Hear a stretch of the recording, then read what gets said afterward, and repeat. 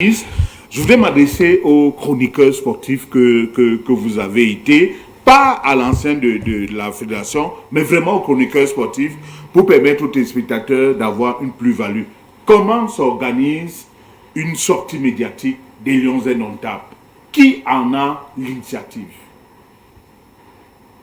J'ai appris à l'instant que le poste de contrôle de Wolgo a été attaqué par Boko Haram, Voilà. que les Camerounais sont morts. Je pense que c'est une nouvelle très difficile pour moi qui m'oblige à garder le silence ce matin sur la question que vous me posez. C'est quelque chose de très... C'est terrible, ce qui arrive. Oui, nous nous inclinons et nous sommes, mais Enes Obama, croyez-moi, je m'incline sur la mémoire de ses compatriotes. Je salue la bravoure des forces de défense et de sécurité. Nous espérons qu'elles vont rapidement se déployer pour mettre hors d'état de nuit, mais vous n'allez pas, Enes Obama, nous faire ce spectacle ce matin. J'ai posé la question aux chroniqueurs sportifs. Sauf si vous me dites que vous avez cessé d'être chroniqueur sportif. C'est pour notre gouverne sur notre plateau. Comment s'organise une sortie médiatique, un point de presse, une conférence de presse des Lions indomptables? Qui a l'initiative de convoquer la presse pour que les Lions s'expriment?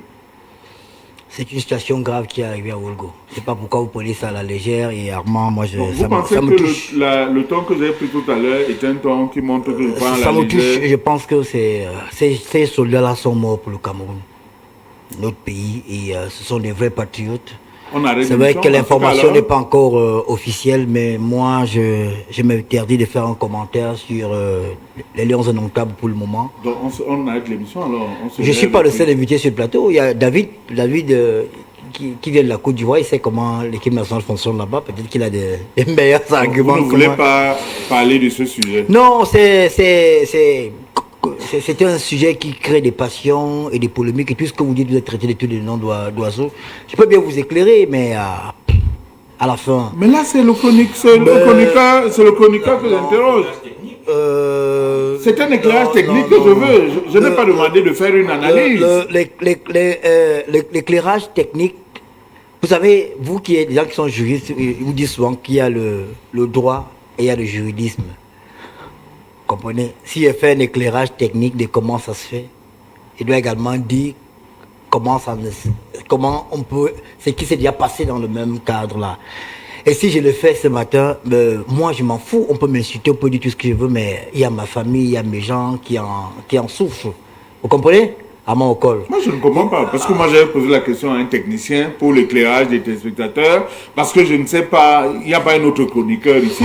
C'est pour ça que vous avez vu que j'ai bien délimité mon questionnaire en évitant un sujet qui peut vous être brandi pour d'éventuels procès. C'est pour ça que moi j'ai demandé, j'ai posé une question purement technique, ça c'est pour notre gouvernement, y compris moi-même. Je vais demander à mon conseiller en communication, je lui pose la question, autant que, mais je pense que il m'a déjà écrit, je veux pas en parler, parce que je veux pas en parler, c'est un sujet qui soulève des problèmes. Mais je sais tout.